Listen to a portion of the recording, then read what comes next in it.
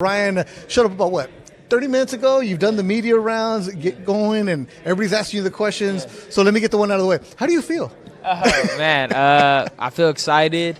As the fight gets closer, I just, your spirits just lift up because you're like, yes, finally. Like, I'm tired of sparring. I'm tired of, training. You train so much for one moment. So I'm just so happy it's finally here. All right, the media has a breakdown of what's going to happen today. So Ryan is just getting done with the media session. He's talked to the local media. He's talked to the international media on the red carpet. And then he's going to go and do some shadow boxing in the ring behind us. He'll be joined by Joe Goosen, Ryan's new trainer, and also Oscar De La Hoya. So stick with us here wherever you may be around the world watching it. Normally, Ryan, you've done these a bunch, right? The media workout, you show up, and okay, you do here, there. But you're Ryan Garcia, so Golden Boy said we got to stream this worldwide. How cool is that, man? Oh, it's awesome. It just it's good to showcase your skills to a lot of people, and media workouts are cool, but training hard in front of people. So he's not going to go hit the mitts and pound them. He's not going to hit the heavy bag, go all crazy. But you do know you got to go give something for the cameras. Come on now. Yeah. Well, I'll give him a thing or two. A little taste of what I do. But you don't want to give your opponent too much, obviously, too. So, but then again, it's like, how much can he really get? You really don't know until you're in that ring and feeling the guy. So, I'll have a good little shakeout. All right, so he'll have a shakeout, so stick with us here. Ryan will be in the ring in a few minutes. Now let's talk about your fight. For the first time in 21 months, we're going to see you in the ring. You've had surgery. You've also had to take your own break for yourself. Yeah. Yet I'm looking at you, and I've known you since before you turned pro. We were talking about this beforehand. It's been a while. But to see where you were the kid who was showing up at fights at the Belasco, like, hey, anybody, hey. And then now it's like you show up and it's like everybody's making a big deal about you. To see this, to see your face everywhere, I know it's what you've always dreamt of. Does it ever get old? Man, that's actually a good point, man. It's like at that time you kind of just want to get your name out there. You're like trying to, every video you want to get blasted out. Now it's kind of like I'm at the point where now I'm going to just do amazing things when I get in that ring. I've done all the promotion I can. I've promoted myself so well.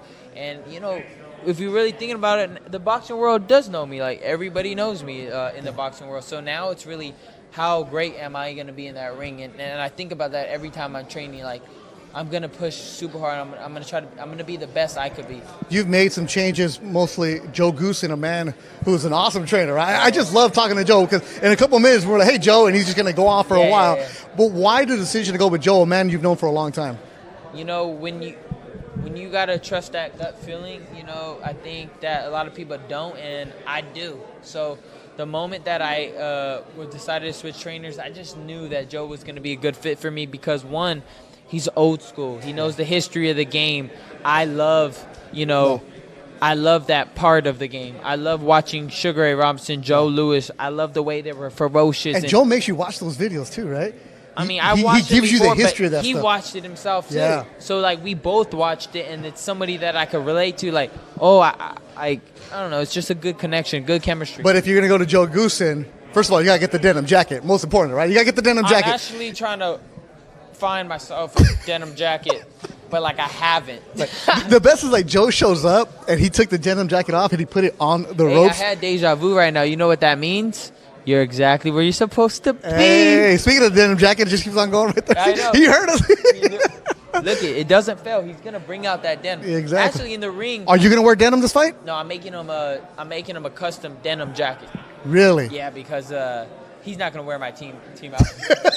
There's nothing I could do. I was like, come on, wear it. He's like, I don't wear that jacket. I'm Joe Goosen. That's the Joe Goosen impersonation? I like that. That's a pretty good one, too. Yeah, no, he goes, yeah, you better get in his ass now.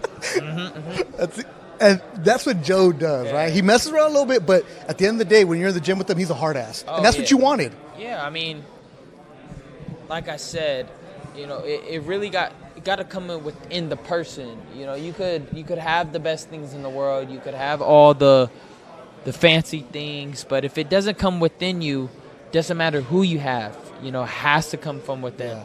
Now, your fight main event at the Alamo Dome in San Antonio. It's a cool place. Oscar's fought there. It's a huge setup. It's fantastic, and the fans are going to be there for you.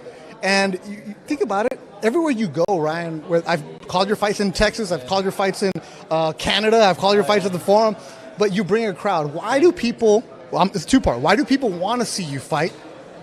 Your fans. Yeah. And then I'm going to follow up with something else. I think they want to see me fight because, I don't know, I'm just a good overall guy. I don't know. Like, what am I supposed to say about myself? No, because then here, and you know this one, right? Because you had a good tweet about this yesterday about the people being negative all the time. Why do you think people want to see you fail?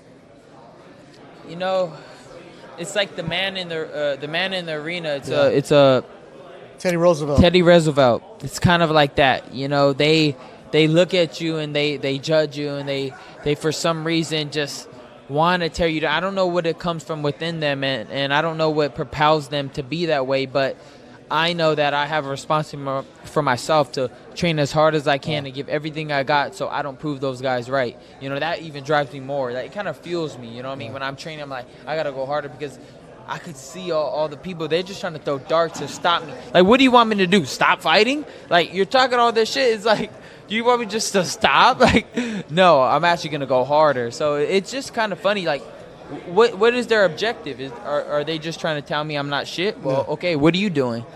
You know what I mean? And it's one thing, too, it's you've done a great job of social media because you show people what you want to show them. Right. I don't show anybody really what I'm working on or anything. I just do what I know is going to go viral for boxing, like speed drills or body shot challenges. You think I actually do that in the training session? Like, are you that like people just don't think. They just think like I don't beat a gold medalist just by doing fucking body shot challenges and speed drills. If I'm able to do that, then I must be the greatest ever. Yeah.